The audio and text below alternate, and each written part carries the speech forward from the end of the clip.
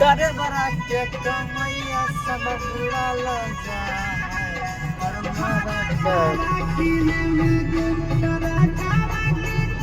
light बंद कर disturb कर हां डिस्टर्ब कर रहा मोबाइल वाला लाइट बंद